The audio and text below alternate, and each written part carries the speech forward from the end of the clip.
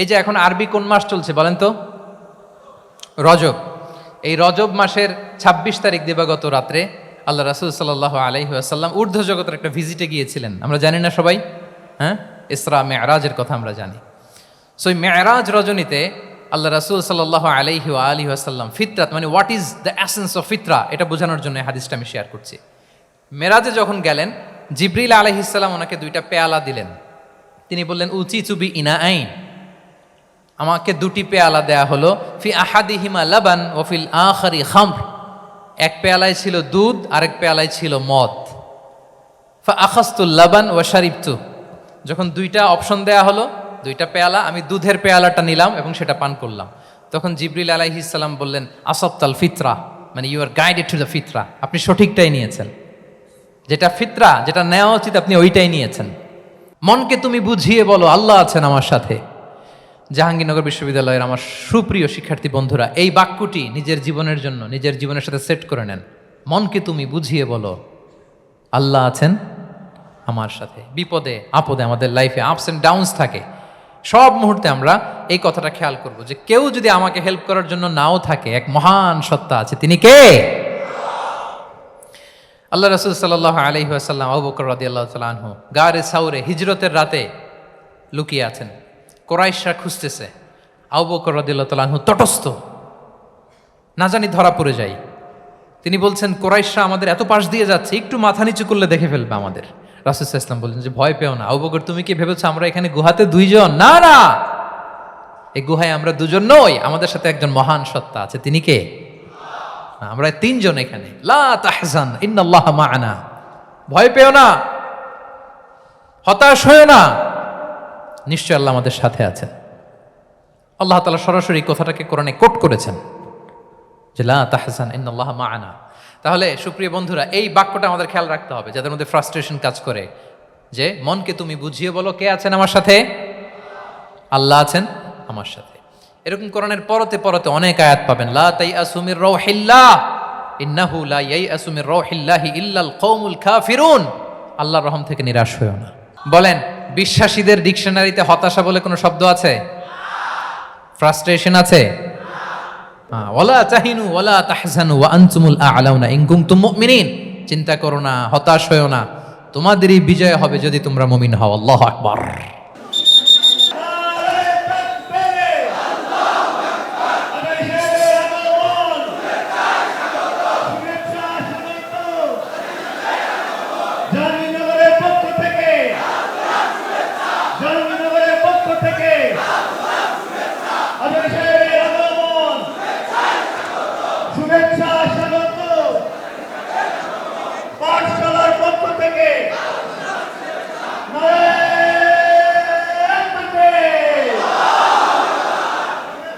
কোনো যদি কিন্তু তবে ছাড়া আল্লাহর আদেশের সামনে নিজেকে উজাড় করে দেওয়ার নাম হচ্ছে ইসলাম।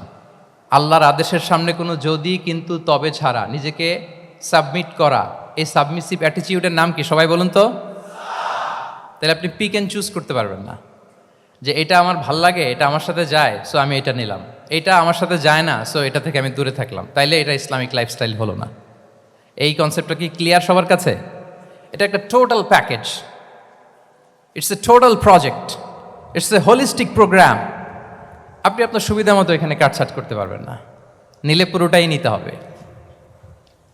তো আমরা অনেকে আবার কাটছাট করি নিজের মন মতো, তাদেরকে উদ্দেশ্য করে আল্লাহ তাআলা বলছেন আফাতুমিনুনা বিবা'দিল কিতাবি ওয়া তাকফুরুনা বিবা'দ, তোমরা কি আল্লাহর কিতাবের কিছু অংশ মানো আর কিছু অংশ তোমরা অস্বীকার করো? এটা তোমাদের পলিসি? জেনে রেখো, ওয়ার্নিং দিচ্ছেন যে তোমাদের পলিসি যদি এইটা হয়, তাহলে এই দুনিয়াতে আছে তোমাদের জন্য লাঞ্ছনা, আর আখিরাতে তোমাদেরকে শাস্তির মুখোমুখি হতে হবে। তাহলে কাটছাট করার সুযোগ নেই। আমরা যেটা করি, নামাজ, রোজা, হজ, জাকাতের মতো এই যে আনুষ্ঠানিক এবাদতগুলো, এগুলোতে আমরা ইসলামকে খুব মানি, ইসলামের অনুশাসন মানি। কিন্তু আমাদের ব্যক্তি জীবন, পারিবারিক জীবন, সামাজিক জীবন, আমার ডিলিংসগুলো, আমার ট্রেড, আমার বিজনেস, আমার ব্যবসা, আমার বিয়ে শাদি, আমার বিহেভিয়ার, এগুলোকে অনেক সময় আমরা ইসলামের অনুশাসন অনুযায়ী মানতে চাই না। এগুলোর ক্ষেত্রে আমরা অনেক সময় ইসলামের অনুগামী হই না। এইখানে একটা ঝামেলা রয়ে গেছে আমাদের। কিন্তু মূল কথা হচ্ছে, আপনি ইসলামকে মানলে দ্য টোটাল প্যাকেজ আপনাকে মানতে হবে। এখানে কাটছাট করার কোনো সুযোগ আছে বলেন তো? আওয়াজ করে বলেন, কোন কাটছাটের সুযোগ কি আছে? না, কারণ কমপ্লিট প্যাকেজ, কমপ্লিট প্যাকেজ। জীবনের প্রতিটি অঙ্গনকে ইসলামের অনুশাসন দিয়ে সাজানো, বা জীবনের প্রতিটি অঙ্গনে ইসলামকে অনুশীলন করার নামই হচ্ছে ইসলামিক লাইফস্টাইল। মূলত ইসলামই একটা lifestyle. Islam is not merely a set of beliefs and rituals, rather it's a lifestyle. ইসলাম নিজেই একটা lifestyle that emphasises justice, spirituality, integrity and modesty. আপনি যদি নিতে চান আপনাকে পুরোটাই নিতে হবে, তাহলে কাটছাট করার সুযোগ নেই। এটা হচ্ছে প্রথম, first and foremost reminder tonight, যে ইসলাম একটা টোটাল প্যাকেজ, একটা কমপ্লিট প্রোগ্রাম, একটা হোলিস্টিক প্রোগ্রাম। এখানে পিক অ্যান্ড চুজ করতে পারবো না আমরা। আপনি যদি আমাকে ইসলামী লাইফস্টাইলের উপরেই সেমিনারে কথা বলতে বলেন, I must say you have to take the entire package, পুরোটাই আপনাকে নিতে হবে। এই আইডিয়াটা ক্লিয়ার হয়েছে আমাদের সবার কাছে? সবার কাছে ক্লিয়ার তো? তাহলে পিক অ্যান্ড চুজ করবো নাকি? শুনি নাই সবার কাছ থেকে। পিক অ্যান্ড চুজ করা যাবে? কাটছাট করা যাবে? কিছু কিছু রুলস এন্ড রেগুলেশন আমার খুব ভালো লাগে, আমার জন্য খুব সুবিধা হয়, ওইটা নিলাম, বাকিগুলা কাটছাট করে দিলাম। তার মানে সহজভাবে পার্ট টাইম মুসলিম হওয়ার কোনো সুযোগ নেই, হলে ফুল টাইম হতে হবে। কাস্টমাইজড ইসলামের কোনো সুযোগ নেই, টোটাল প্যাকেজটাকে আমার অ্যাডাপ্ট করতে হবে। এটা হচ্ছে ইসলামিক লাইফস্টাইল।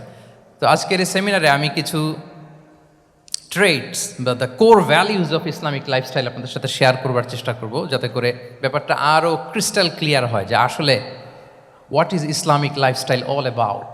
আসলে এটা কি, কিভাবে এটা আমরা অ্যাডাপ্ট করব, কিভাবে এটার সাথে নিজেকে খাপ খাওয়াবো, কিভাবে এটা আমরা প্র্যাকটিস করব। তাহলে প্রাথমিক কথা অলরেডি ডান, যে কাটছাট আমরা করব না, পিক অ্যান্ড চুজ করব না, টোটাল প্রোগ্রামটাই আমরা নেওয়ার চেষ্টা করব। তো এখন আমরা কিছু কোর ভ্যালিউজের কথা বলবো, যেগুলো দিয়ে ইসলামিক লাইফস্টাইলের মূল ধরনটা আমাদের কাছে ক্লিয়ার হবে।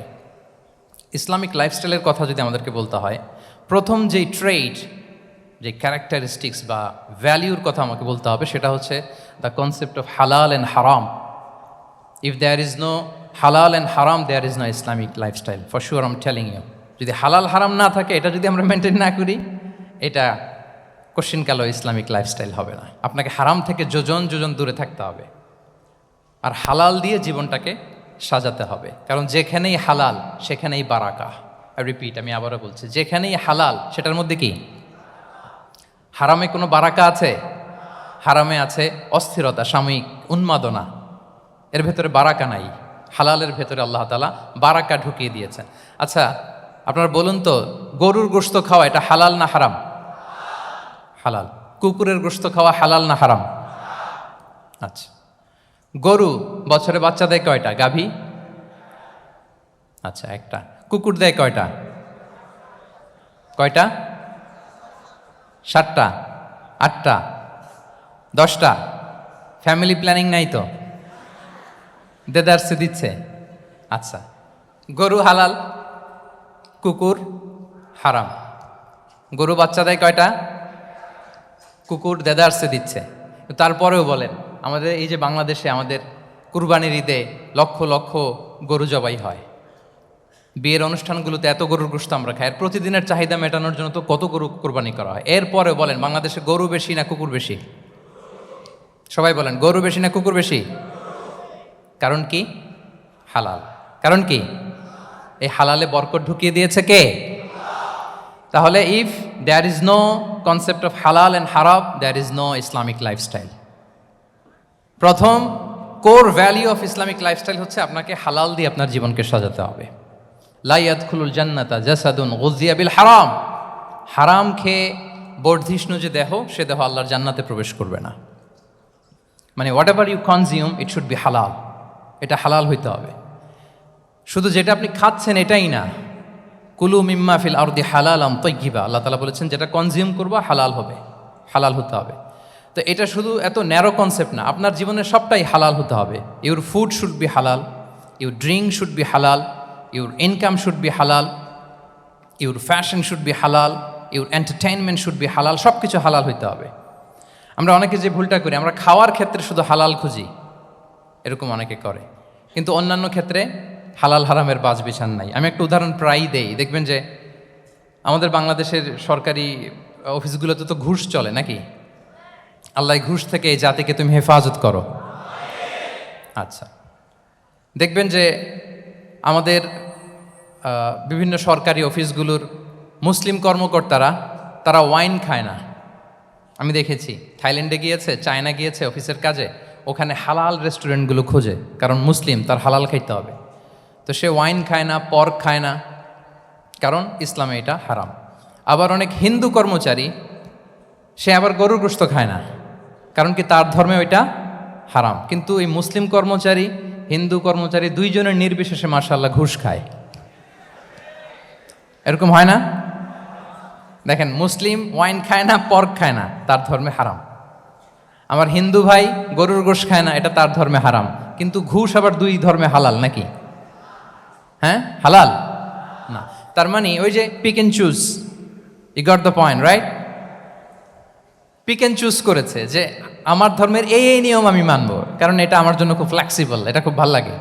কিন্তু যেটা কঠিন হয়ে যাচ্ছে, যেটা তার বিরুদ্ধে দাঁড়াচ্ছে, ওইটা সে মানে না। তাহলে পিক এন্ড চুজ করার কোনো সুযোগ, আমরা আমাদের গোটা জীবনকে হালাল দিয়ে সাজাইতে হবে। তাহলে your lifestyle will be Islamic lifestyle. এই কথাটা কি বুঝতে পেরেছেন? তাহলে ইউর ফুড শুড বি হালাল, ইউর ড্রিঙ্ক শুড বি হালাল, ইউর ফ্যাশন শুড বি হালাল, ইউর ইনকাম শুড বি হালাল, ইউর এন্টারটেনমেন্ট শুড বি হালাল, even your relationship should be হালাল। ব্যাপার কি? এটার এত আওয়াজ বেড়ে গেল।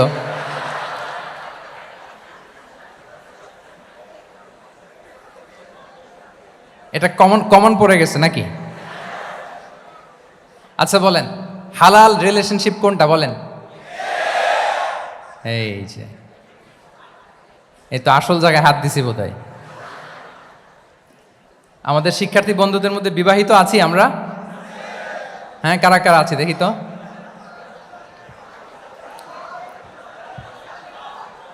দেখি দেখি, মাশাআল্লাহ মাশাআল্লাহ, ঠিক আছে ঠিক আছে। আমাদের বোনরা উপরে আছেন, মাশাআল্লাহ, অনেকে হাত তুলেছেন, আলহামদুলিল্লাহ। এই তো আমাদের যারা হাত তুলছেন তাদের জন্য একটা তাকবীর দেই আমরা, আল্লাহু আকবার। এই যে আপনারাই বলেছেন, আমার কোনো লিগ্যাল অপিনিয়ন দেওয়ার প্রয়োজন হচ্ছে না, যে হালাল রিলেশনশিপ হচ্ছে বিয়ে। তাহলে বিয়ের বাইরে যদি আমার কোনো রিলেশনশিপ থাকে, হালাল না হারাম? ফতোয়া দিচ্ছে কে? আমি? আপনারাই দিচ্ছেন। বলেন, বিবাহ পরবর্তী কোনো যদি এক্সট্রা ম্যারিটাল রিলেশনশিপ থাকে, এটা ইসলামে হালাল না হারাম? তাইলে pre marriage relationship, after marriage relationship, এটা শরীয়তে হারাম। তো এই হারাম যদি আমি এই হারামের সাথে যদি নিজেকে জুড়ে দেই, তাহলে আমার লাইফস্টাইল এটা ইসলামিক লাইফস্টাইল হতে পারে না। আমরা বিয়ের মতো পবিত্র বন্ধনের মধ্য দিয়ে আমরা আমাদের দাম্পত্য জীবনকে উপভোগ করব। আল্লাহ তৌফিক দান করুক। এই যে অনেকে হাত তুলে ফেলছে, মাশাআল্লাহ, তার মানে সেকেন্ড ইয়ারে আছে, ফার্স্ট ইয়ারে আছে, থার্ড ইয়ারে আছে, আলহামদুলিল্লাহ, হালাল রিলেশনশিপে তারা গিয়েছে, মাশাআল্লাহ। তাহলে হালাল এন্ড হারামের ব্যাপারে যদি আমরা বলি, আমাদের পুরো জীবনের প্রতিটি অঙ্গন আমরা হালাল দিয়ে সাজাবো। কি বলেন? পারা যাবে তো ইনশাআল্লাহ? হারামের সাথে আমাদের কোনো সম্পর্ক আছে? হ্যাঁ, আমরা সবকিছু হালাল দিয়ে সাজাবো তো? হারামকে আমরা না বলে দিব, না, নো। আজকের এই জহির রায়হান মিলনায়তন, না এটা কি নাম? জহির রায়হান মিলনায়তনের এই হলরুম থেকে হারামকে আমরা লাল কার্ড দেখাই দিলাম। কি বলেন?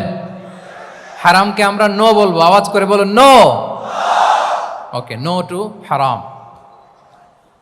তাহলে the concept of halal and হারাম আশা করি আমাদের কাছে ক্লিয়ার। আমরা হালাল দিয়ে নিজেদের জীবনকে সাজাবো, হারামের সাথে আমাদের কোনো সম্পর্ক নাই।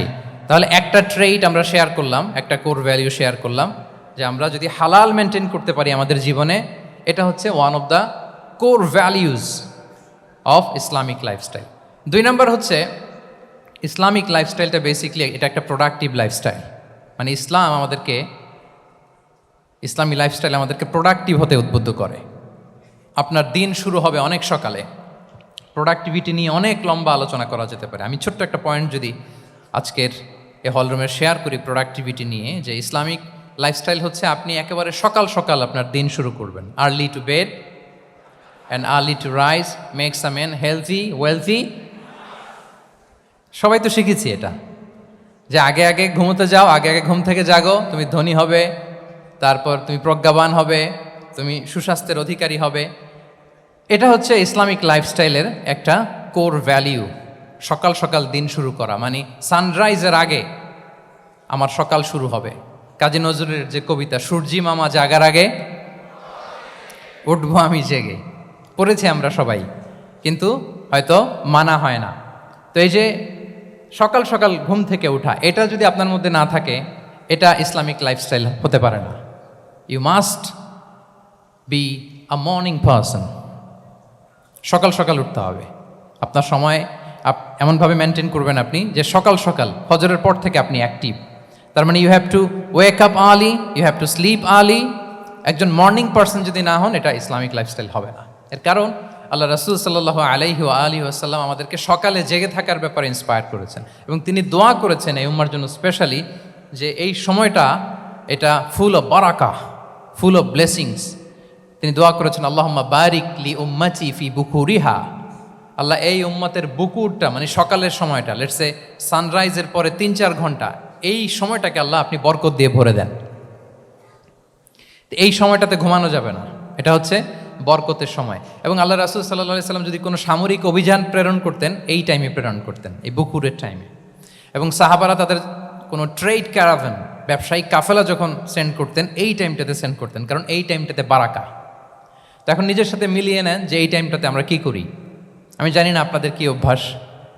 আমি এসে তো শুনলাম যে জাহাঙ্গীরনগর বিশ্ববিদ্যালয়ে নাকি যতজন শিক্ষার্থী, মানে ততজনের জন্য এখানে আবাসনের ব্যবস্থা আছে। বাংলাদেশের কোনো ইউনিভার্সিটিতে নাকি এটা নাই। আলহামদুলিল্লাহ, অসাধারণ প্রিভিলেজ, এখানে অনেক সুন্দর সুযোগ। তো এখন বলেন, আপনাদের সকালের রুটিন কি? বলেন, ঘুমিয়ে থাকেন না জেগে থাকেন? হ্যাঁ, আচ্ছা, ফজরের পরে আমরা ঘুমাই কারা কারা দেখি? সর্বনাশ। আচ্ছা ঠিক আছে, হাত নামান। আচ্ছা, ফজরের পরে আমরা একটু এক্সারসাইজ করি, পড়াশোনা করতে বসি কারা কারা? মাশাআল্লাহ, আছে কিছু, ঠিক আছে, হাত নামান।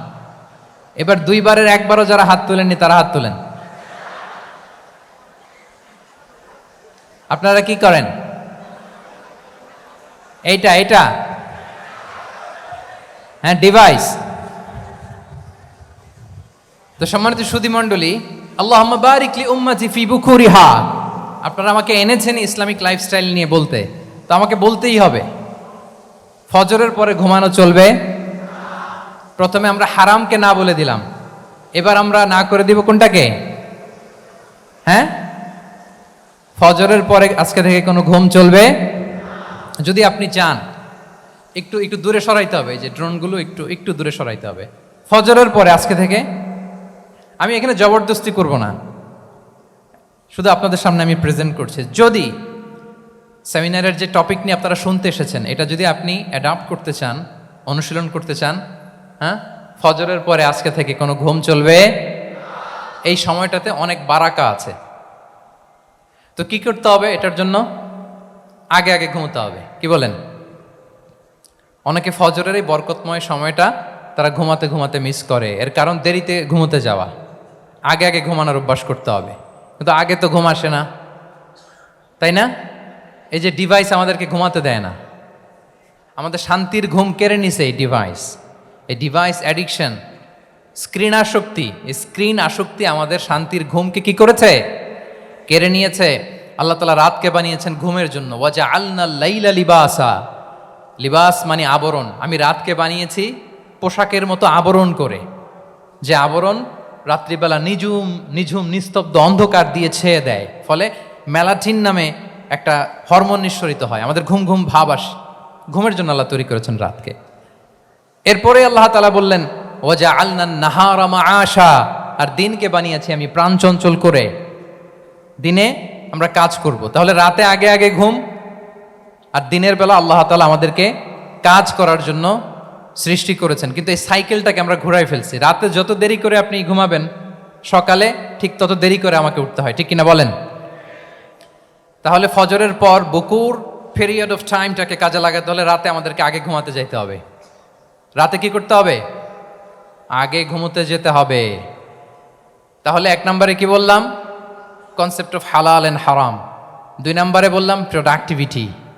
ইসলামিক লাইফস্টাইল হচ্ছে একটা প্রোডাক্টিভ লাইফস্টাইল। এটা মেনটেন করতে হলে প্রোডাক্টিভিটির অনেক কথা, একটা কথা হচ্ছে সকাল সকাল আপনার দিন শুরু করুন। কি পারা যাবে তো ইনশাআল্লাহ? সবাই একসাথে পড়ে ইনশাআল্লাহ। এই যে আমাদের দেরি করে রাতে ঘুম আসে, স্ক্রিন আসক্তি, এই ডিভাইস আমাদের আরামের ঘুম কেড়ে নিছে কেন জানেন? এর কারণ হচ্ছে আল্লাহর দেয়া যে ফিতরাত, এই ফিতরাতকে আমরা উল্টে দিয়েছি। ফিতরাত শব্দটার সাথে আপনাদের পরিচয় আছে? হ্যাঁ, the innate characteristics of a human being. একটা মানুষের যে ক্যারেক্টারিস্টিক্স, যে ইননেট স্বভাব দিয়ে আল্লাহ তাআলা তৈরি করেছেন, নেচার, এটাকে আরবিতে বলে ফিতরাত। এই ফিতরাতের বিরুদ্ধে কিছু করা যাবে না। ইসলামিক লাইফস্টাইল হচ্ছে ফিতরা বেসড লাইফস্টাইল। ফিতরাতাল্লাহিল্লাতী ফাতারান নাস আলাইহা লা তাবদীলা লিখালকিল্লাহ। আল্লাহর প্রকৃতির অনুসরণ করো, যে প্রকৃতি দিয়ে তিনি মানুষকে সৃষ্টি করেছেন। আর আল্লাহর সৃষ্টি কাঠামোর মধ্যে কোনো পরিবর্তন, কোনো বিকৃতি নেই। সুবহানাল্লাহ বিহামদি। তা আমরা এই ফিতরাতকে চেঞ্জ করে দেওয়ার কারণে এই ঝামেলা। আমরা সবাই এই ফিতরাতের উপর জন্মেছি। কুল্লু মাউলুদিন ইউলাদু আলাল ফিতরা ফাআবাওয়াহ ইউহাউবিদানি আও ইউনাসসিরানি আও ইউমাজ্জিসানি। প্রতিটি নিউ বর্ন বেবি তারা ফিতরাতের উপর জন্মায়, মানে নবজাতক সন্তান ইসলামের উপর জন্মায়। কিন্তু বাবা মা তাকে হয় ইহুদি বানায়, নাসারা বানায় বা অগ্নি উপাসক বানায়। তাহলে এই যে ফিতরাত, আল্লাহর দেয়া ফিতরাতকে যখন আমরা চেঞ্জ করেছি, আমাদের জীবন থেকে বারাকা উঠে গিয়েছে। ফিতরাতকে যদি আরো সহজ করে আমি আপনাদেরকে বুঝাই, তাহলে ফিতরাত হচ্ছে যা কিছু স্বাভাবিক, যা কিছু কল্যাণকর, যা কিছু ভালো, তাই ফিতরাত। আই রিপিট, সুপ্রিয় শিক্ষার্থী বন্ধুরা, ফিতরাত হচ্ছে যা কিছু স্বাভাবিক, যা কিছু ভালো, যা কিছু কল্যাণকর, তাই কি? তাই ফিতরাত। এই যে এখন আরবি কোন মাস চলছে বলেন তো? রজব। এই রজব মাসের 26 তারিখ দিবাগত রাত্রে আল্লাহ রাসূল সাল্লাল্লাহু আলাইহি ওয়াসাল্লাম ঊর্ধ্ব জগতের একটা ভিজিটে গিয়েছিলেন। আমরা জানি না সবাই? হ্যাঁ, ইসরা মেরাজের কথা আমরা জানি। সো এই মেরাজ রজনীতে আল্লাহ রাসূল সাল্লাল্লাহু আলাইহি ওয়া আলিহি ওয়াসাল্লাম ফিতরাত, মানে what is the essence of ফিতরা, এটা বোঝানোর জন্য হাদিসটা আমি শেয়ার করছি। মেরাজে যখন গেলেন, জিবরিল আলাইহিস সালাম ওনাকে 2টা পেয়ালা দিলেন। তিনি বললেন উচিতু বি ইনাআইন, আমাকে 2টি পেয়ালা দেয়া হলো। ফি আহাদিহিমা লাবান ওয়া ফিল আখারি খামর। এক পেয়ালায় ছিল দুধ, আরেক পেয়ালায় ছিল মদ। ফা আখাযতুল লাবান ওয়া শারিবতু। যখন 2টা অপশন দেয়া হলো, 2টা পেয়ালা, আমি দুধের পেয়ালাটা নিলাম এবং সেটা পান করলাম। তখন জিবরিল আলাইহিস সালাম বললেন আসাবতাল ফিতরা, মানে you are guided to the ফিতরা, আপনি সঠিকটাই নিয়েছেন। যেটা ফিতরা, যেটা নেওয়া উচিত, আপনি ওইটাই নিয়েছেন। তাহলে এখন আরো সহজ হবে। যদি 2টা পেয়ালা দেয়া হয়, একটা মদের পেয়ালা আর একটা দুধের পেয়ালা, তো আমরা নিব কোনটা বলেন? হ্যাঁ, তাইলেই ফিতরা হবে। তাহলে কি হবে? তাহলে যেটা স্বাভাবিক, যেটা কল্যাণকর, যেটা আমাদের জন্য ভালো, সেটা হচ্ছে ফিতরাত। তাহলে মদের পেয়ালা, দুধের পেয়ালা, কোনটা নিব? সবাই নিব তো নাকি? আমাদের রুচির যে দুর্ভিক্ষ চলতেছে, অনেকে মদের পেয়ালাই নিয়ে নিবে। আছে না একদল? তারা কি করে? ওইটা চুজ করে ফেলবে। এবার বলেন আমরা কোন পেয়ালা নিব, মদের না দুধের? আমাদের ঐতিহ্য, আমাদের রুচি, আমাদের মূল্যবোধকে ধ্বংসের যত আয়োজন দরকার সব সেটআপ চারদিকে আছে। আল্লাহর ফিতরাতকে ধ্বংস করে দেওয়ার শয়তানি সব আয়োজন আমাদের চারিদিকে। বাট আপনাকে রাইট থিংটা চুজ করতে হবে। তাহলে রাসূল সাল্লাল্লাহু আলাইহি ওয়াসাল্লামকে দুধ দেয়া হলো, মদ দেয়া হলো, তিনি নিলেন দুধের পেয়ালা। তাহলে এটা হচ্ছে ফিতরাত। এটা কি? ফিতরাত। এভাবে সব কিছু চেঞ্জ করে দেয়া হয়েছে। সব কিছু, আমাদের লাইফস্টাইল চেঞ্জ করে দেয়া হয়েছে, আমাদের ফুড হ্যাবিট চেঞ্জ করে দেয়া হয়েছে, আমাদের খাদ্যাভ্যাসের মধ্যে পরিবর্তন। দেখবেন যে এখন আমরা যা খাই, আগে কিন্তু এটা খাইতাম না। এখন আমরা প্রসেসড ফুড খাই, হ্যাঁ, ফাস্ট ফুড খাই, জেনেটিক্যালি মডিফাইড যে ফুডগুলো আমরা খাই, এরপরে ল্যাব মিট, কত যে ভয়ঙ্কর। আপনারা জেনে থাকবার কথা যে ল্যাবে তৈরি মাংস দেখেছেন নাকি আপনারা? প্রাকৃতিক মাংসের কোনো ছিটে ফোটা নেই, কিন্তু এটা গরুর মাংস হয়ে গেছে, ওইটা মানুষ খাচ্ছে। মানে আমাদের লাইফস্টাইলও করাপ্টেড, আমাদের ফুড হ্যাবিটও করাপ্টেড, আমাদের স্লিপিং সাইকেলটা করাপ্টেড, সব কিছু করাপ্ট করে দেওয়া হচ্ছে। এবং এটার প্রভাব পড়েছে আমাদের শিশুদের মধ্যেও। দেখবেন যে শিশুরা সবজি খেতে চায় না। আমার তো 2 মেয়ে আছে, আমি তো দেখি বাসায়, বা অনেকের কমপ্লেনগুলো আমরা শুনি। আমাদের এখনকার বাচ্চাদেরকে ভেজিটেবলস দিলে খায় না, মাছ দিলে খায় না, অর্গানিক ভালো ভালো খাবার দিলে শাকসবজি খায় না, কি খাবে জানেন? সচেস খায়, সচেস। হটডগ খায়। হ্যাঁ, ওই যে আপনি অর্ডার দিয়ে বার্গার এনে দিবেন, পিৎজা এনে দিবেন, ওইটা খাবে। তারপর ইনস্ট্যান্ট নুডলস খাবে, স্যুপ খাবে, ফ্রোজেন যত মিল আছে এগুলো খাবে, টিনজাত খাবার যেগুলো দীর্ঘদিন সংরক্ষণ করে রাখা হয়। তো বলেন, আজ থেকে 30 বছর আগে আমাদের বড়রা কিংবা আমাদের শিশুরা, আমরা কেউ কি এই খাবার খেয়েছি বলেন তো? আওয়াজ করেন, খেয়েছি কেউ? They change the entire system. কেন আমরা ইসলামিক লাইফস্টাইল নিয়ে কথা বলছি এখন? কারণ আমাদের পুরো সিস্টেমটাই, আমাদের পুরো ফিতরাতটাই ওরা চেঞ্জ করে দিয়েছে। তারপর ডিভাইস ছাড়া বাচ্চারা খেতে চায় না, কার্টুন দেখে দেখে খাওয়াতে হয় ওদের, কি বলেন? আচ্ছা বলেন তো, আজ থেকে 30 বছর পেছনে ব্যাক টু দ্য হিস্ট্রিতে যদি আমরা যাই, 70-এর দশকে, 80-র দশকে বাংলাদেশের কোনো একটা গ্রামের কথা, একটা পল্লীর কথা আপনি একটু চিন্তা করেন তো। রাত 8টার দিকে, 9টার দিকে আপনি ওই গ্রামের কাউকে খুঁজে পাবেন? 70-এর দশকে, 80-র দশকে একটা গ্রামের, একটা গ্রামীণ একটা পরিবেশের কথা যদি চিন্তা করেন, রাত 8টায় সবার কি অবস্থা বলেন তো? আপনি তো ঘুম খুঁজে পান না, আপনার তো ইনসমনিয়া। আমাদের এখন ট্যাবলেট খাওয়া লাগে না ঘুমের জন্য? আমাদের তো ইনসমনিয়া হয়ে গেছে এখন। কিন্তু আজ থেকে বেশি দূরে না, 30 বছর আগের একটা গ্রামীণ পরিবেশের রাত 8টার পরিবেশ হচ্ছে সবাই ঘুম। আমরা তারও 2 বা 3 ঘন্টা পরে ডিনার করব, কিন্তু ওনাদের মাগরিবের আগে বা পরে ডিনার করে ফেলছে, এশার নামাজ পড়েই কি 1-2 জন না, পুরো গ্রাম জামাতে ঘুম। পুরো গ্রাম জামাতের সাথে ঘুম। তো যে লোকটা 8টার দিকে ঘুমালো, উঠবে কখন বলেন? রাত 3টার পর ওর ঘুম আসবে? আর হ্যাঁ, ঘুমেরও তো একটা লজ্জা শরমের ব্যাপার আছে, আর কত থাকবে এখানে, কি বলেন? আপনি তো ঘুমাতে যান রাত 2টায়, আর আজ থেকে 30 বছর আগে আমার বাংলাদেশের একটা গ্রামীণ পরিবেশে রাত 8টার দিকে সবাই ঘুম। আমরা এখন যেই টাইমটাতে ঘুমোতে যাই, ওই সময় ওনাদের অর্ধেক ঘুম শেষ। ফজরের নামাজ পড়ে আমাদের বাপ চাচারা কি করতো? হ্যাঁ, একটু ব্যাক টু দ্য হিস্ট্রিতে তাকান না। ফজরের নামাজ পড়ে এক বল পান্তা ভাত খাইতো। আমরা তো এখন এতটুক খাইলে আমাদের এটা বার্ন করার জন্য দৌড়াইতে হয় 5 কিলো, জিমনেশিয়ামে যাইতে হয়, কত আয়োজন, কত ওয়ার্কআউট করা লাগে। এক বল কাঁচামরিচ দিয়ে, পোড়ামরিচ দিয়ে ভাত খেয়ে চলে যাইতো ফসল খেতে। দুপুরে আবার এক বল, খাইতে বসলেই এক বল। আমরা সারা মাসে খেতে পারি না এক বল। আচ্ছা, কি খেত? খাওয়ার আইটেমটা দেখেন তো, কোনো ফরমালিন আছে? কথা বলেন। কোনো মেডিসিন ছিল না, একেবারে ফ্রেশ, হ্যাঁ, পিওর অর্গানিক। নিজেদের মাঠ থেকে আনা যে ধান, ঢেকি ছাটার ধান দিয়ে ভাত খেত। বাড়ির পুকুরের মাছ, কোনো ফরমালিন নাই। নিজের চাষ করা সবজি খেত, গোয়ালের দুধ খেত। আমরা অনেকে মনে করি যে আমাদের এই যে সায়েন্স অ্যান্ড টেকনোলজিক্যাল অ্যাডভান্সমেন্টের যুগে আমরা বোধহয় খুব সুখে আছি, আমাদের দাদা পরদাদারা বোধহয় এত সুখ করে যায় নাই। ওনারা যে সুখ করে গেছে তা আমরা চোখেও দেখি নাই। আমার দাদা পরদাদারা যে সুখে লাইফ লিড করেছে তার অর্ধেকও আমরা করতে পারি না। তারাই আসলে শান্তির, সুখের, আনন্দের সময়টা তারা কাটিয়েছে।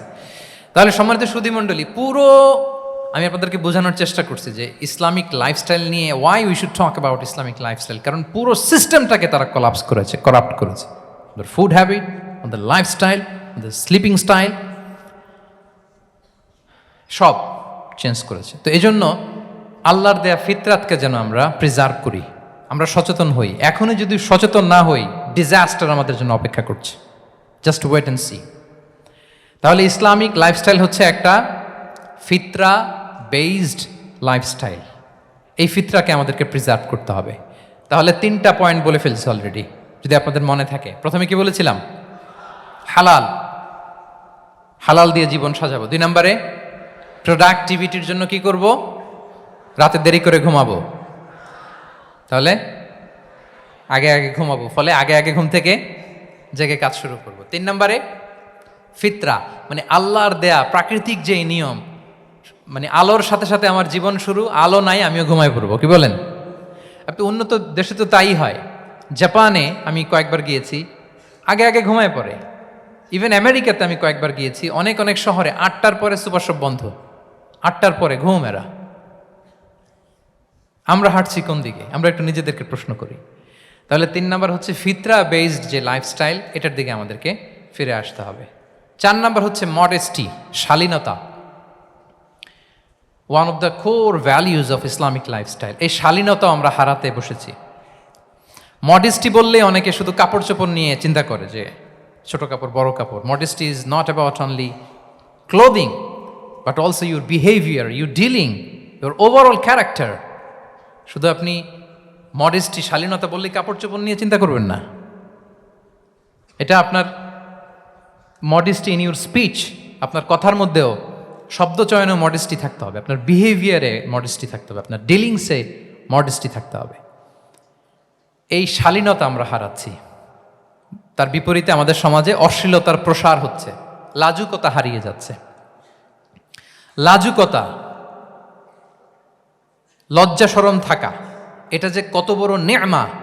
যেই জাতি একবার এটা হারিয়ে ফেলে আর কোনো কিছু দিয়ে জোড়াতালি দিয়ে এটা তারা রিভাইভ করতে পারে না।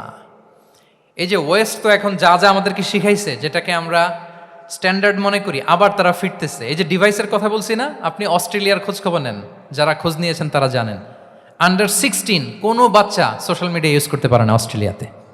1 মাস অ্যাপ্লাই করে, কান্ট্রি ওয়াইড অ্যাপ্লাই করে দেখায় ফেলছে।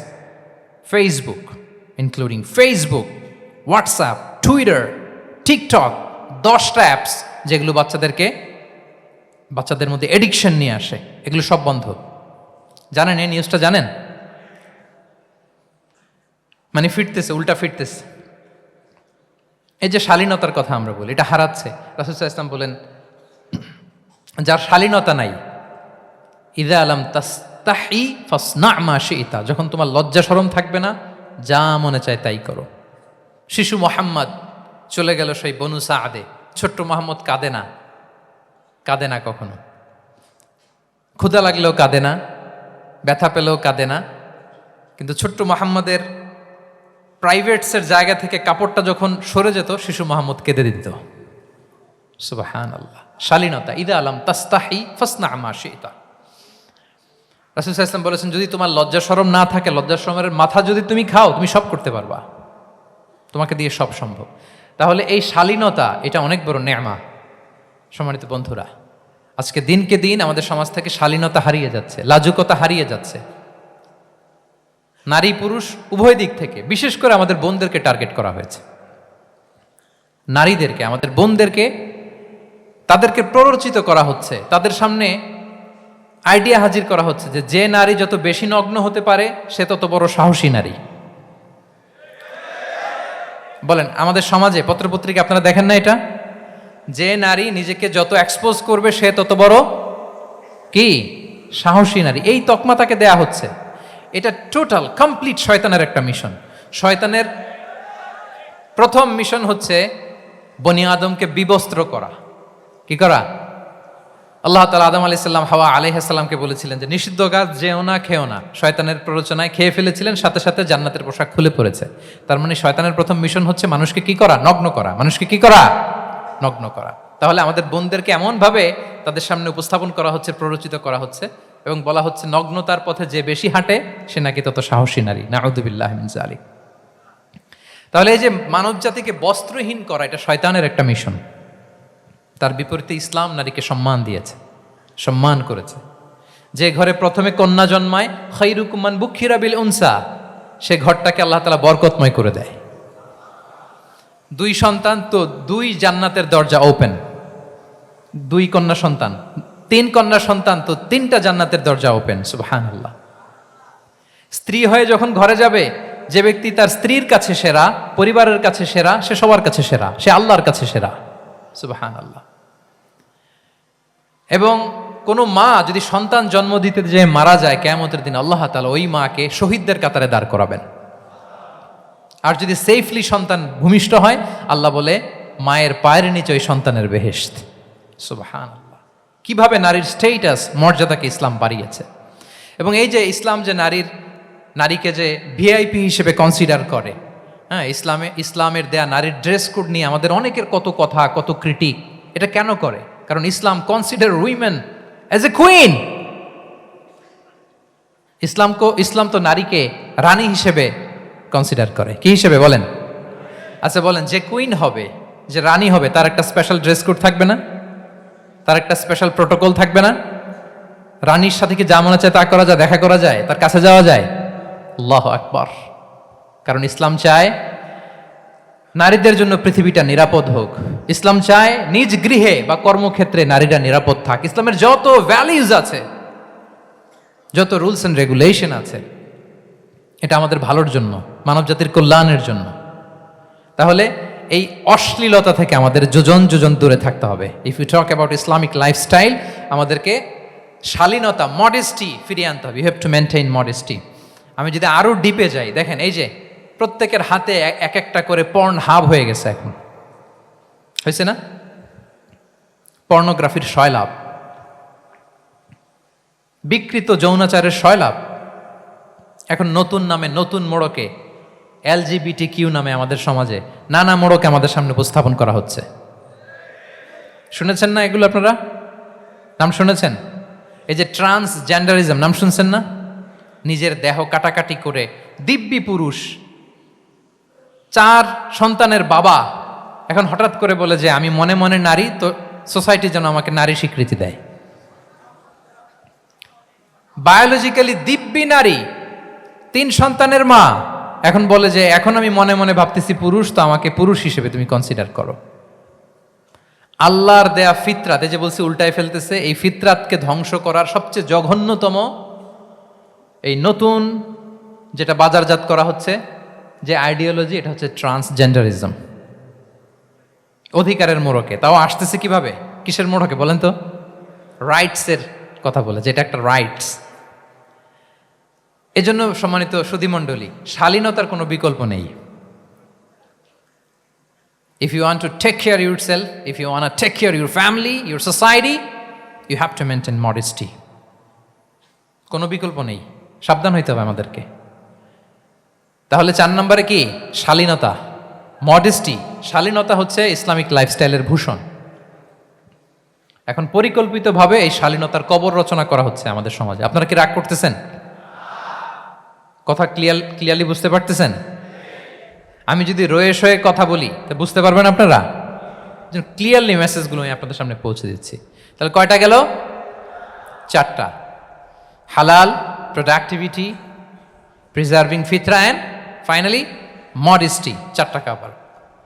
5 নম্বরে হচ্ছে ইসলামিক লাইফস্টাইল যদি আমরা মেনটেন করি, we must have to be optimistic, hopeful, আশাবাদী হইতে হবে। মুমিনের ডিকশনারিতে হতাশা নেই। আমরা হতাশ হই না, আমরা নিরাশ হই না, আমরা ভরসা রাখি এক মহান সত্তার উপর। আওয়াজ করে বলুন, তিনি কে? শয়তানের মিশন হচ্ছে আমাদেরকে হতাশ বানানো। আমি স্টেজে ওঠার আগে সম্মানিত স্যার বলতেছিলেন যে আপনি একটু আশাবাদী করবেন আমাদের নারী শিক্ষার্থীদের ব্যাপারে, আমাদের ছেলে শিক্ষার্থীদের ব্যাপারে। কয়েকটা ইস্যু স্যার বললেন যে কিছু ফ্রাস্ট্রেশন তাদের মধ্যে কাজ করে। আজকে আপনাদের ডিকশনারি থেকে ফ্রাস্ট্রেশনকে একেবারে অমিট করে দিয়ে যাব। বলেন, বিশ্বাসীদের ডিকশনারিতে হতাশা বলে কোনো শব্দ আছে? ফ্রাস্ট্রেশন আছে? কারণ শয়তানের মিশন হচ্ছে আমাদেরকে হতাশ বানানো। কি বানানো? শয়তান আমাদেরকে আশাবাদী করতে চায় না, সে চায় আমরা যেন হতাশ হই। আমি ভুল করেছি, পাপ করেছি, অন্যায় করেছি, তো শয়তান সেই পাপের সাগরে আমাকে হাবুডুবু খাওয়াতে চায়, বলে আর অনেক ভুল হয়ে গেছে, অনেক দূর তুই চলে এসেছিস, আর আল্লাহ তোকে ক্ষমা করবে না, থাক এখানেই থাক, করতে থাক। এরকম শয়তান টেম্পটেশন দেয়, প্রভোকেশন করে। কিন্তু শয়তান জানে না যে আল্লাহর রহমতের দরিয়া কত বড়।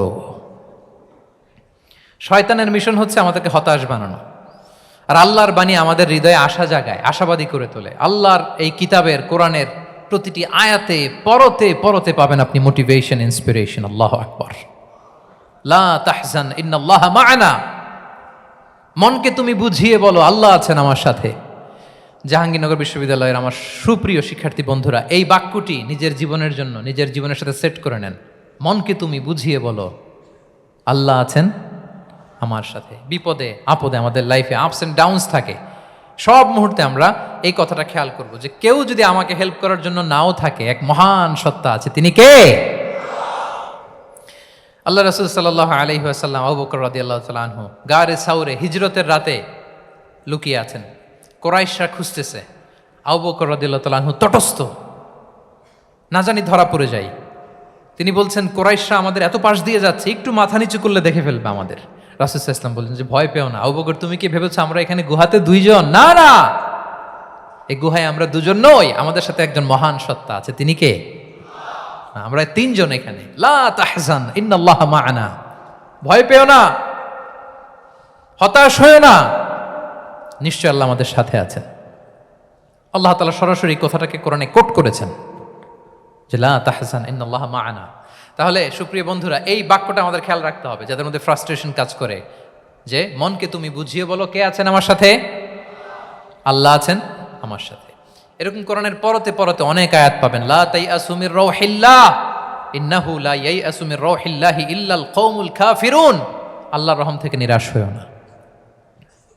কাফিররা ছাড়া কেউ আল্লাহর রহম থেকে নিরাশ হয়? আমি আপনি আমাদের জীবনে কত ভুল করেছি, কত অন্যায় করেছি, কতটাই বা পাপ করেছি। মনে রাখবেন, আমাদের পাপ যত বড় হোক, আল্লাহর রহমতের দরিয়া তার চাইতেও বড়। ইন্না মা'আল উসরি ইউসরা فإن مع العسر يسرا and verily with every hardship there is an ease. প্রত্যেক কষ্টের পরেই থাকে স্বস্তি। এই বাক্যগুলো কি আপনাকে মোটিভেশন দেয় না? এই কথাগুলো কি আপনাকে চাঙ্গা করে না? আপনার জীবনে ইন্সপিরেশন হয়ে আসে না এই কথাগুলো? ওয়ালা তাহিনু ওয়ালা তাহজানু ওয়া আনতুমুল আ'লাউনা ইন কুনতুম মুমিনিন। চিন্তা করো না, হতাশ হয়ো না, তোমাদেরই বিজয় হবে যদি তোমরা মুমিন হও। আল্লাহু আকবার। তাহলে আপস অ্যান্ড ডাউনস থাকবে, এবং মুমিন জীবনে তো হতাশা থাকবেই না। কারণ আমার জীবনে যদি কোনো কষ্টের ঘটনা ঘটে, এটার জন্য আমি রিওয়ার্ড পাবো। আমি যদি অসুস্থ হই, আমার প্রত্যেক অসুস্থতার কারণে আমার পাপ মোচন হয়। সুবহানাল্লাহ পড়েন। আপনার জ্বর হয়েছে, এই জ্বরের কারণে আল্লাহ আপনার গুনাহ মাফ করবেন। আপনি ব্যথা পেয়েছেন, অসুস্থ হয়েছেন, আল্লাহ তাআলা গুনাহ মাফ করে দিবে। তাহলে হতাশার কোনো সুযোগ আছে বলেন? না, মুমিন জীবনে হতাশার কোনো সুযোগ নেই। রাসূল সাল্লাল্লাহু আলাইহি ওয়াসাল্লাম বলেন, মা ইউসিবুল মুসলিমা মিন নাসাব ওয়ালা ওয়াসাব ওয়ালা হাম্মিন ওয়ালা হুজনিন ওয়ালা আযান ওয়ালা গাম্মিন হাত্তা শাওকাতি ইউশাকুহা ইল্লা কাফারাল্লাহু বিহা মিন খাতায়া। মুমিন জীবনে যত ব্যথা, কষ্ট, দুঃখ, এমনকি ফল পাড়তে যে গাছের কাটার খোঁচা যদি খান, রাসূল সাল্লাল্লাহু আলাইহি ওয়াসাল্লাম বলেন ওই খোঁচার ব্যথার কারণে আল্লাহ তোমার গুনাহ মাফ করে দেয়। কেউ অসুস্থ হয়ে রাসূল সাল্লাল্লাহু আলাইহি ওয়াসাল্লামের কাছে আসলে রাসূল সাল্লাল্লাহু আলাইহি ওয়াসাল্লাম কি বলতেন জানেন? কেউ জানেন? লা বাস আলাই তুহুরুন ইনশাআল্লাহ। তিনি বলতেন, আরে don't worry about it, it will cleanse up your scenes. ভয় পেও না, আরে এই অসুস্থতা, এটার কারণে আল্লাহ তোমার গুনাহ মাফ করে দিবে। সুবহানাল্লাহ। তাহলে অসুস্থ ব্যক্তি আর উজ্জীবিত হতো না? রাসূল সাল্লাল্লাহু আলাইহি ওয়াসাল্লাম অসুস্থ ব্যক্তিকে দেখলেই মাথায় হাত বুলিয়ে দিতেন, দোয়া করতেন, আল্লাহুম্মা রাব্বান নাস আযহিবিল বাস ইশফি আনতা শাফি, দোয়া করে দিতেন। আর বলতেন, আরে ভয় পেও না, এই অসুস্থতা তোমার গুনাহ মাফ করে দিচ্ছে। তাহলে অসুস্থতার মধ্যেও তারা উজ্জীবিত হতো। আমরা মানুষকে আশাবাদী করব, ভয় দেখাবো না। অসুস্থ মানুষকে ভিজিট করতে গেলে আপনারা কি করেন? ভয় দেখান নাকি? না, আশাবাদী করবেন, বলবেন যে আরে কি অসুস্থতা, আপনার দেখে দেখে অনেক সুস্থ লাগতেছে, বলতে পারবেন না? কিন্তু আমরা কি করি? কেউ অসুস্থ হইলে ওই অসুস্থতায় সবচেয়ে কষ্ট পেয়ে যে মারা গেছে তার হিস্ট্রি বলা শুরু করি। এরকম করে না অনেকে? ধরেন যে একজন ক্যান্সারের পেশেন্টকে দেখতে গেছেন, এইবার যে আপনার কোন খালা ক্যান্সারে কিভাবে ধুকে ধুকে মরছিল, ওই হিস্ট্রি আপনি বয়ান দিতে শুরু করছেন। বেচারা বাঁচবে? যা একটু সুস্থ ছিল ওইটাও তো অসুস্থ বানাই দিয়েছেন। কি বলেন? তাহলে ইসলাম আমাদেরকে আশাবাদী করে। প্রিয় ভাই এবং বোনেরা, কি করে? আশাবাদী করে। আমরা যদি আমাদের কোনো প্রিয়জনকে হারাই, আমরা আশাবাদী হয়েই হারাই, কারণ তাকে আমি চিরকালের জন্য হারাচ্ছি না। আপনি আপনার আব্বাকে হারাচ্ছেন তো কি হয়েছে? বাপ হারায় তো কাঁদবে নাস্তিক। কি বলেন? নাস্তিকদের তো মরার পরে নাকি আর কিছু নাই। হ্যাঁ, দেখবেন আপনাদের সামনে সামনে অনেক কিছু বলে যে কিছু নাই, যা দেখি না, বিশ্বাস করি না। একা একা যখন মৃত্যুর পরে কি হবে চিন্তা করে ওর দম বন্ধ হয়ে আসে। ইসলাম মানুষকে আশাবাদী করে। দেখেন আমরা কত দূর দেখি, কত দূর ভাবি। আমার দাদা মারা গেছে, এটা আমার কোনো টেনশনেরই কারণ না, কারণ আমি সবসময় ভাবি আমার দাদাকে আমি ওপারে যেয়ে পাবো। আমার আব্বাকে আমি হারিয়েছি তো ওপারে পাবো, আমার বন্ধুকে আমি হারিয়েছি, কাছের বন্ধুটা যে আমার জন্য খুব ইন্সপিরেশন ছিল, সাময়িক বিচ্ছেদ এটা আমাদের জন্য, কারণ আমরা ওই জগতে বিশ্বাস করি। আল্লাহু আকবার। তাহলে হতাশা আমাদের ডিকশনারিতে আজকে থেকে রাখা যাবে। ইসলামিক লাইফস্টাইল যদি মেনটেন করতে চান, you have to be optimistic. Clear কথাটা? আচ্ছা, এরপরে গ্রেটফুলনেস, 6 নাম্বার গ্রেটফুলনেস। আপনাকে কৃতজ্ঞ হইতে হবে, শুকরগুজার হইতে হবে। আমরা অনেকে কমপ্লেইন করি খুব বেশি, না এটা ভুল। সম্মানিত সুধীমণ্ডলী, be grateful with what you have. যা আছে এটা নিয়ে শুকরগুজার হন, আপনার জীবনটাকে আল্লাহ সুন্দর করবে। তাহলে কমপ্লেইন করবো না, আমরা শুকরগুজার হব। রাসূল সাল্লাল্লাহু আলাইহি ওয়াসাল্লাম বলেছেন, তোমার চেয়ে যে খারাপ অবস্থানে আছে তার দিকে তাকাও, যে ভালো আছে তার দিকে তাকিও না। হ্যাঁ, যে ভালো আছে তার মতো আপনি হওয়ার চেষ্টা করবেন। আপনার গোল থাকবে, I am not talking about the goals and plans, your plan and goal should be bigger and bigger. But আপনি ও খুব ধনী, ও খুব ভালো আছে এটা দেখে কষ্ট পাবেন না, কারণ আপনি খেয়াল করেন যে আপনার চেয়ে অনেক খারাপ অবস্থানে আছে অনেকে, ওর দিকে তাকালে দেখবেন যে আপনার আর খারাপ লাগতেছে না। শেখ সাদি রাহিমাহুল্লাহ, বিখ্যাত কবি, নাম শুনেছেন না? ওনার একবার পায়ে দেওয়ার মতো জুতা ছিল না। কি ছিল না? সবাই বলুন, কি ছিল না? জুতা। তো উনি একবার রাস্তা দিয়ে হাঁটতেছেন, হঠাৎ দেখেন এক লোকের 2টা পাই নাই। কি নাই? শুকরগুজার হলেন, চিৎকার করে বললেন আলহামদুলিল্লাহ, যে আল্লাহ অনেক ভালো আছি, আমার জুতা নাই এজন্য মন খারাপ, ওর তো পাই নাই। হ্যাঁ, এজন্য বেঁচে যে আছি এজন্যই আলহামদুলিল্লাহ। লা ইন শাকারতুম লা আযীদান্নাকুম ওয়া লা ইন কাফারতুম ইন্না আযাবি লাশাদীদ। আল্লাহ বলেন, যদি শুকরিয়া করো, শুকরগুজার হও, আমি আল্লাহ নিয়ামত বাড়িয়ে দেব। যদি নাশুকরি করো, জেনে রাখো আমার শাস্তি কঠিন। তাহলে বেঁচে যে আছি এজন্যই কি পড়া উচিত? জাহাঙ্গীরনগর বিশ্ববিদ্যালয় আওয়াজ করেন, বেঁচে যে আছি এজন্য কি পড়বো? আপনি যে অবস্থানে থেকে খুশি না, ভাল লাগে না আপনার, যে হায় রে আমি তো লুজার, আমার কিচ্ছু নাই, আপনার এই অবস্থানে পৌঁছাটা অনেকের জন্য স্বপ্ন। মানে যেটা পেয়ে আপনি হ্যাপি না, অতটুকু হইতে পারাটা অনেকের কি স্বপ্ন। আপনাকে যদি জিজ্ঞেস করি, ভাই কি চান, কি লাগবে বলেন, কি চান? তা আপনি বলবেন যে শেখ আমি ধনী হইতে চাই, আমার একটা ব্রাইট ক্যারিয়ার চাই, আমি টাকা চাই, আমি খ্যাতি চাই, আমি ক্ষমতা চাই, এটা কত যে চাওয়ার ফিরিস্তি আমাদের। আপনি একটু একটা ক্যান্সার হসপিটালে জানতো, ক্যান্সারের 3rd স্টেজে চলে আসছে, ধুকে ধুকে লাস্ট স্টেজে চলে আসছে। আপনার তো অনেক কিছু চাই, আপনি ওকে একটু জিজ্ঞেস করেন যে ভাই আপনি কি চান? ক্যান্সারের রোগী টাকা চাবে, খ্যাতি চাবে, ব্রাইট ক্যারিয়ার চায়, সে কি চায় বলেন তো একটু? সে একটু বাঁচতে চায়। যে ভাই তুমি কি চাও? বলবে আমি কিছু চাই না, একটু বাঁচতে চাই। বার্ন ইউনিটে যদি কখনো যাওয়ার সুযোগ হয়, দেখবেন যে চিৎকার করে তারা, এত কষ্ট, এই দহনের কারণে এত কষ্ট, তারা চিৎকার করতে থাকে হসপিটালকে কাঁপিয়ে। আপনি ওকে একটু জিজ্ঞেস করবেন, ভাই কি চাও? বলেন তোর চাওয়াটা কি? ও শুধু বাঁচতে চায়, কিন্তু ওই বেঁচে থাকা নিয়ে তো আমাদের কোনো ফিলিংসই নাই। আমরা যে বেঁচে আছি এটা যে শুকরগুজার হওয়ার অনেক বড় একটা কারণ, আমরা এরকম করে ভাবিই না। এজন্য সুপ্রিয় সুধীমণ্ডলী, আমরা যে বেঁচে আছি এজন্য আলহামদুলিল্লাহ। শুধু বেঁচে থাকার কারণে আমরা কি পড়বো? তাহলে গ্রেটফুলনেস, আপনি যদি ইসলামিক লাইফস্টাইলে নিজেকে অভ্যস্ত করতে চান, আপনার যেমনি অপটিমিস্টিক হইতে হবে, অ্যাট দ্য সেম টাইম আপনাকে কি হইতে হবে? গ্রেটফুল হইতে হবে। 7 নম্বরে তাওয়াক্কুল। Put your trust on Allah, because only He can help you, only He can protect you. And when you put your trust on Allah, you are in a divine shield. আপনি যখন আল্লাহর উপর নিজেকে ন্যস্ত করেন, আপনি একটা ডিভাইন, একটা প্রোটেকশনের ভেতরে থাকেন। বিশ্বাসীরা কি করে? আল্লাহর উপর ভরসা করে। কি করে? কার উপর? তদবিরের উপর, লবিং এর উপর, মামা চাচা? তাহলে আল্লাহর উপর ভরসা হবে। কার উপর? ফাইদা আযামতা ফাতাওয়াক্কাল আলাল্লাহ, আল্লাহর উপর ভরসা করো। এমনকি ঘর থেকে বের হওয়ার সময় রাসূল সাল্লাল্লাহু আলাইহি ওয়াসাল্লাম আমাদেরকে বলেছেন আল্লাহর উপর তাওয়াক্কুল করো। আমরা কি দোয়া পড়ি বলেন তো ঘর থেকে বের হয়ে? বিসমিল্লাহি তাওয়াক্কালতু আলাল্লাহ। এই তাওয়াক্কুল নিয়ে আমাদের অনেক মিসকনসেপশন আছে। আমাদের মধ্যে একটা প্রবণতা আছে, অনেকে বলে যে যা হবে হবে, আল্লাহ ভরসা। বলে যে যা হবে হবে, কি ভরসা? কথা বলতে হবে তো আমার সাথে। আপনারা কি বোরিং হচ্ছেন? ওরে আল্লাহ, অনেক রাত হয়ে গেছে, তো শেষ করে দেই তাহলে। আর কয়েক মিনিটের মধ্যে শেষ করবো ইনশাআল্লাহ। তাহলে অনেকের মধ্যে একটা প্রবণতা আছে, তারা বলে যে যা হয়েছে হয়েছে, কি ভরসা? যা করে আল্লাহ, আল্লাহ ভরসা। It's not the concept of তাওয়াক্কুল, এটা তাওয়াক্কুল নয়। ইসলামে তাওয়াক্কুল is always at the second step. The first step is your effort. প্রথমে আপনি চেষ্টা করবেন, এরপরে আপনি আল্লাহর উপর তাওয়াক্কুল করুন। কিছু না করে যদি বলেন আমি আল্লাহ ভরসা, এটা আল্লাহ ভরসা হয়েছে? এটা আপনার মন গড়া একটা কথা হয়েছে, কিন্তু এটা তাওয়াক্কুল হয়? আমাদের অনেকে অলসতা, অকর্মণ্যতা, অপারগতা, হীনমন্যতা এগুলোর তাওয়াক্কুল বানায় ফেলেছে।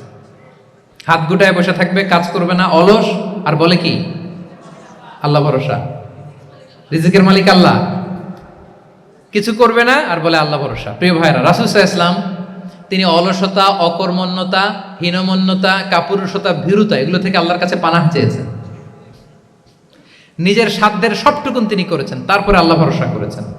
এবং পাখিকে ইসলামে তাওয়াক্কুলের মডেল বানানো হয়েছে। রাসূল সাল্লাল্লাহু আলাইহি ওয়াসাল্লাম বলেন, লাউ আন্নাকুম তাতাওয়াক্কালুনা আলাল্লাহি হাক্কা তাওয়াক্কুলিহি লা রাযাকাকুম কামা ইয়ারযুকুত তুয়ুর তাগদু খিমাসান ওয়া তারুহু বিতানা।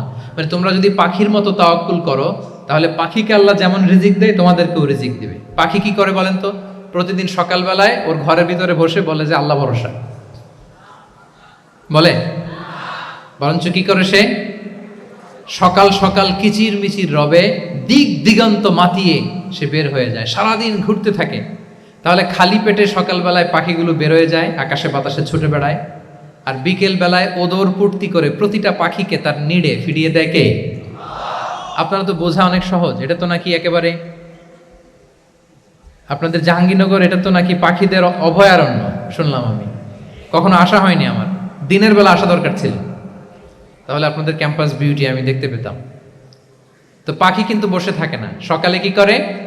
খালি পেটে পাখিগুলো বেরিয়ে যায়, ওরা ওদের রোল প্লে করে, চেষ্টা করে, এরপরে বিকেলবেলা ওদর পূর্তি করে তাদেরকে নেড়ে ফিরিয়ে দেয় কে? তাহলে পাখিকে তাওয়াক্কুলের মডেল বানানো হয়েছে। আপনি হাত গুটিয়ে বসে থেকে বললেন আল্লাহ ভরসা, এটা হয়েছে না।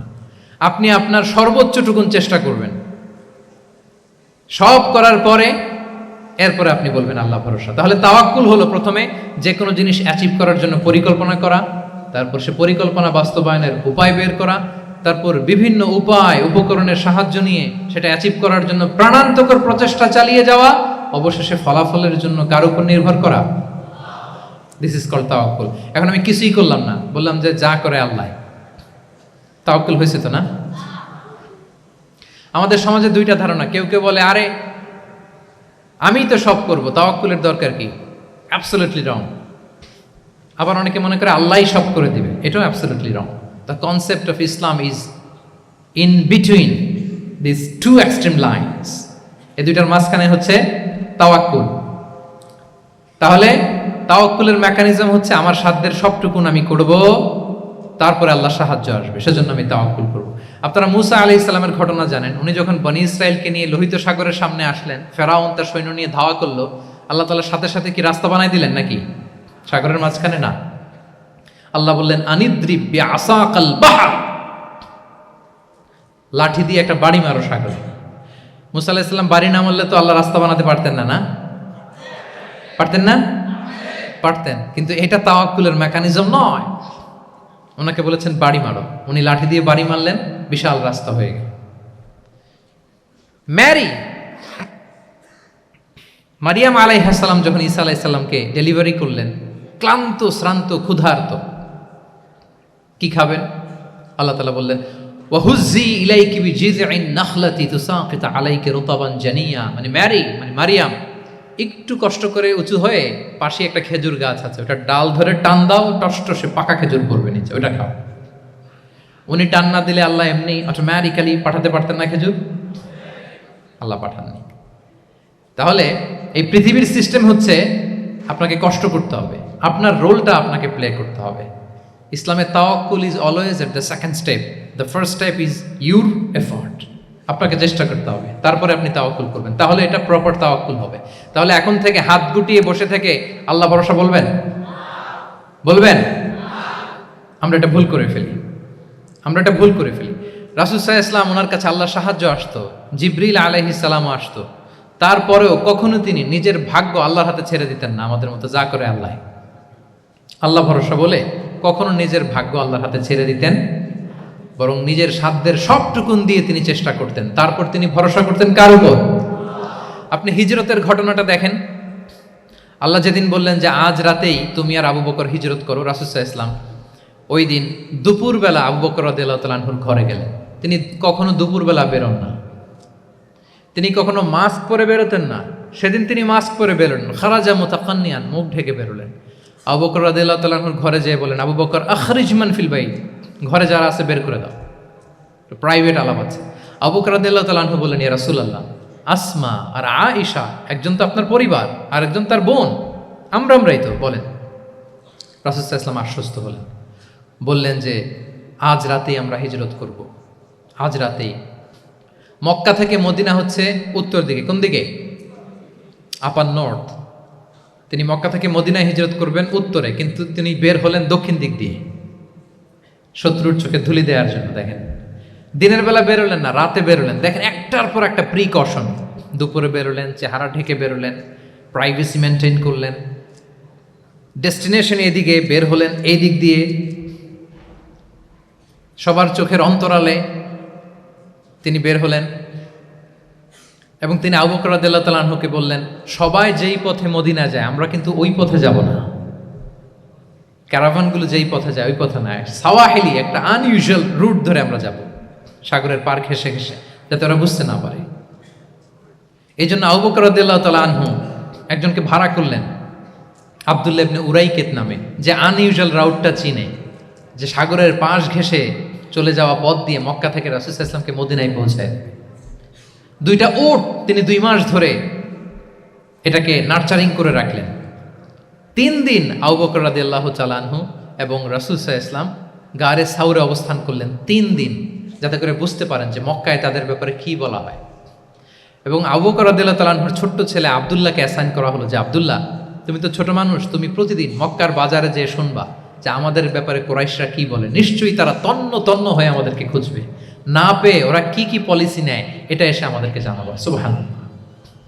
ছোট্ট আব্দুল্লাহ মক্কার বাজারে কে কি বলে শুনে গোয়েন্দার মতো করে, স্পাইয়ের মতো করে সে তথ্যগুলো নিয়ে, খাবার নিয়ে গারে সাউরে প্রতিদিন ইনফরমেশন পাস করে আসতো, আবার খাবার দিয়ে আসতো। আচ্ছা বলেন তো, এই ছোট্ট আব্দুল্লাহ যেই পথে যায় মরুভূমির উপরে তার ফুটপ্রিন্ট আছে না? আব্দুল্লাহর ফুটপ্রিন্ট। তো কোরাইশরা তো তন্ন তন্ন হয়ে রাসূল সাল্লাল্লাহু আলাইহি ওয়াসাল্লামকে খুঁজতেছে, ডানে বাঁয়ে সামনে পেছনে সব জায়গায়। তারা যদি আব্দুল্লাহর ছোট্ট পায়ের ছাপ পায় আর সেটাই যদি ফলো করে, তাহলে ডিরেক্টলি তারা কোথায় যেয়ে পৌঁছবে? রাসূল সাল্লাল্লাহু আলাইহি ওয়াসাল্লামের কাছে, গারে সাউরে। আল্লাহ রাসূল সাল্লাল্লাহু আলাইহি ওয়াসাল্লাম কি করলেন? আবু বকর রাদিয়াল্লাহু তাআলা আনহু কি করলেন? আমির ইবনে ফুহায়রা নামে আরেকটা লোককে অ্যাসাইন করলেন, যে 3 দিনের জন্য আব্দুল্লাহ যখন তথ্য নিয়ে খাবার দিয়ে চলে যাবে, আমির ইবনে ফুহায়রা, তোমার কাজ হচ্ছে যেই পথ দিয়ে আব্দুল্লাহ হেঁটেছে এই পথ দিয়ে তুমি আমাদের ছাগলগুলোকে একটু চড়াই দিবা। তাহলে ওখানে ওই বাচ্চার আর ফুটপ্রিন্ট থাকবে না, ওই ছাগলগুলোর পায়ের ছাপ থাকবে। অনেক লম্বা ঘটনা, এরকম একটার পর একটা প্রিকশন আল্লাহ রাসূল সাল্লাল্লাহু আলাইহি ওয়াসাল্লাম এবং আবু বকর রাদিয়াল্লাহু তাআলা আনহু ওনারা নিয়ে তারপরে হিজরতের পথে রওনা হয়েছেন। এবং যখন রওনা হয়েছেন রাসূল সাল্লাল্লাহু আলাইহি ওয়াসাল্লাম ডানে বাঁয়ে তাকান না, তিনি কোরআন তেলাওয়াত করছিলেন। হি ওয়াজ রিসাইটিং দ্য কোরআন, কারণ now he is in the state of tawakkul, এখন তিনি তাওয়াক্কুল করতেছেন। তাহলে বলেন তো, তাওয়াক্কুল কি শুরুতে না শেষে? তারপরে কতটা শেষে? আপনার চেষ্টা, আপনার তদবির, আপনার লবিং, আপনার এফর্ট, আপনার সাধ্যের নাগালে থাকা সব কিছু উজাড় করে দেওয়ার পরে আপনি বলবেন তাওয়াক্কালতু। আমরা করি কি? আমরা কি করি? আল্লাহ ভরসা। ভাই কি প্ল্যান আপনার? হুজুর আল্লাহ ভরসা। এবার বলেন, এটা হয়েছে? এটা কি আসলে দ্য প্রপার কনসেপ্ট অফ তাওয়াক্কুল হয়েছে প্রিয় ভাই এবং বোনেরা? হয় নাই। কারণ তাওয়াক্কুল is always at the second step, the first step is you referred. আপনি আপনার সাধ্যের সবটুকু করবেন, তারপর কি করবেন? ক্লিয়ার? সব শেষ। কথা হচ্ছে, আপনি যদি ইসলামিক লাইফস্টাইল মেনটেন করতে চান, আপনাকে উম্মাহ সেন্ট্রিক অ্যাটিটিউডের অধিকারী হতে হবে। উম্মাহ সেন্ট্রিক। আমাদের মুসলিম উম্মাহ একটা দুঃখী উম্মাহ, নেতৃত্বহীন উম্মাহ। বলিষ্ঠ নেতৃত্বের অভাবে এদিক থেকে লাথি মারলে আমরা এদিকে যাই, এদিক থেকে মারলে এদিকে যাই। শুধু একটা স্ট্রং লিডারশিপের অভাব, ঠিক কিনা বলেন? এই যে আমাদের রোহিঙ্গা ভাইয়েরা 10 মিলিয়ন আসছে, ওনারা এখন 1 মিলিয়ন আসছে, 10 লাখ, এখন বোধহয় 2 মিলিয়ন প্লাস হয়ে গেছে বা 3 মিলিয়ন হয়ে গেছে। আমি গত মাসে গিয়েছিলাম রোহিঙ্গা ক্যাম্পে দেখার জন্য তাদের কি অবস্থা। এমন মানবতার জীবনযাপন তারা করতেছে। ধর্মে তারা কোন ধর্মের বলেন তো? আমাদের ভাই, আমাদের বোনেরা, তাদের কোনো সলিউশন নাই। কাশ্মীরের ভাই বোনদের কি অবস্থা দেখেন তো।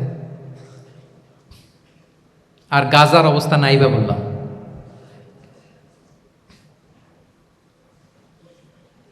পাখির মতো গুলি করে মারা হয়েছে, মসজিদ ধ্বংস করা হয়েছে, এমনকি খ্রিস্টানদের গির্জা ধ্বংস করা হয়েছে। একটা লিডারশিপের, একটা স্ট্রং লিডারশিপের অভাবে আজকে আমাদের এই অবস্থা। এই জন্য আপনি যদি ইসলামিক লাইফস্টাইলের কথা বলেন, অফকোর্স আপনাকে উম্মা সেন্ট্রিক মেন্টালিটির হতে হবে। এই দুঃখী উম্মাকে নিয়ে আপনার প্রজেক্ট থাকতে হবে। আমরা আমাদের নিজেদের শক্তি, সম্ভাবনা, ঐতিহ্য এগুলো একেবারে ভুলতে বসেছি। আমরা যে যোদ্ধা ছিলাম, আমরা যে বিজয়ী ছিলাম, আমরা বেমালুম ভুলেই গিয়েছি। জ্ঞান বিজ্ঞানে একসময় আমরা লিড দিয়েছি, ঠিক কিনা বলেন? আমাদের জাবের ইবনে হাইয়ান ছিল, আমাদের আল বিরুনি ছিল, আমাদের আল ইদ্রিসি ছিল, আমাদের আল ফারাবি ছিল। এই নলেজ এখন ওয়েস্টে ট্রান্সফার হয়েছে, সেই নলেজ আবার ট্রান্সফার হয়ে আমাদের করতলগত একদিন হবে ইনশাআল্লাহ। তো ওই প্রজেক্ট তো আমাদের নাই। একদিন যে আমাদের হাতে আসবে, হুজুর আল্লাহ ভরসা নাকি? শুধু আল্লাহ ভরসা বলে বসে থাকলে হবে? সেলফ সেন্টার্ড হওয়া যাবে না, উম্মা সেন্ট্রিক আমাদেরকে হইতে হবে। উম্মার জন্য আপনার হৃদয়ে একটা দরদ থাকতে হবে। অন্যের জন্য কাজ করার একটা মেন্টালিটি আমাদের গ্রো করতে হবে। যারা অন্যের জন্য করে তারা জানে যে এটাতে কি সুখ, কি মজা। আপনি অন্যকে দান করে দেখেন, একটা সুখানুভূতি আপনার মধ্যে কাজ করবে। এবং রাসূল সাল্লাল্লাহু আলাইহি ওয়াসাল্লাম বলেন, আল্লাহু ফি আউনিল আবদি মা দামাল আবদু ফি আউনি আখিহি। আল্লাহ তাআলা ততক্ষণ পর্যন্ত বান্দার সাহায্যে থাকে, ওই বান্দার, যতক্ষণ পর্যন্ত এই বান্দা তার ভাইয়ের সাহায্যে থাকে। এজন্য আমাদের প্রতিটি কাজে, পদক্ষেপে আমাদের নির্যাতিত ভাইয়েরা যেন তারা আমাদের চিন্তায় থাকে, তারা যেন আমাদের দোয়ায় থাকে, আমাদের সহযোগিতায় থাকে, এবং উম্মার জাগরণে যেন নিবেদিত হয় আমাদের সকল এফোর্ট, সকল প্রজেক্ট, সকল প্রচেষ্টা। কি পারা যাবে কিনা বলেন? উম্মার জন্য এরকম স্যাক্রিফাইসিং মেন্টালিটি আমাদের থাকার দরকার আছে না নাই বলেন? তাহলে উম্মা সেন্ট্রিক মেন্টালিটি আমাদের করতে হবে সম্মানিত সুধী মণ্ডলী। তাহলে ইসলামিক লাইফস্টাইল নিয়ে যদি আমরা কথা বলি, আমাদের উম্মা সেন্ট্রিক হওয়ার কোনো বিকল্প নাই।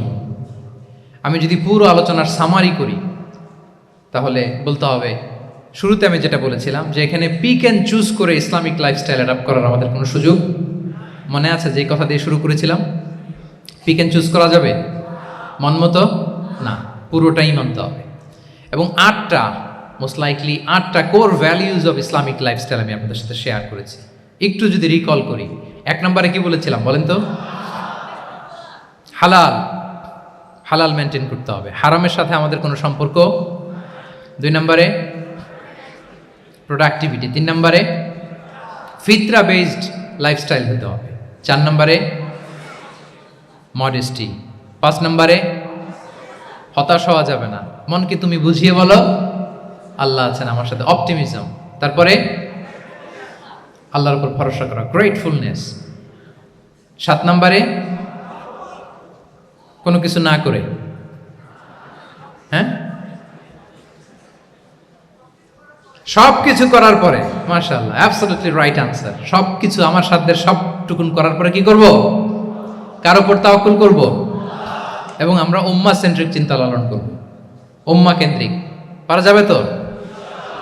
এই কোর ভ্যালিউজগুলো যদি আপনি মেনটেন করেন, this would be the Islamic lifestyle. সম্মানিত সুধী, ইসলাম আমাদেরকে যে লাইফস্টাইল প্রেসক্রাইব করেছে, সেই প্রেসক্রাইব লাইফস্টাইলে আমাদেরকে সাবস্ক্রাইব করতে হবে। এর বাইরে মুসলিমের কোনো লাইফস্টাইল থাকতে পারে? এর বাইরে অন্য কোনো লাইফস্টাইল আল্লাহর কাছে গ্রহণযোগ্য হতে পারে? আল্লাহ তাআলা আমাদের সবাইকে কথাগুলো বোঝার ও আমল করার তৌফিক দান করুন। সম্মানিত সুধী মণ্ডলী, আমি আবারও পাঠশালাকে শুকরিয়া জানাই, বিশ্ববিদ্যালয় কর্তৃপক্ষকে শুকরিয়া জানাই, এবং দীর্ঘ 1 ঘন্টারও বেশি সময় ধরে আপনারা যারা এই লম্বা আধুনিক যুগে ইসলামিক লাইফস্টাইল শিরোনামের এই সেমিনারে অংশগ্রহণ করলেন, আপনাদের সবাইকে আবারও প্রাণ ঢালার শুভেচ্ছা এবং অভিনন্দন জানিয়ে আমার আলোচনা এখানেই আমি শেষ করছি। হাদা মা ইনদি ওয়াল ইলমু ইনদাল্লাহি আলাইহি তাওয়াক্কালতু ওয়া ইলাইহি উনীব। ওয়াসসালামু আলাইকুম ওয়া রাহমাতুল্লাহি ওয়া বারাকাতুহু।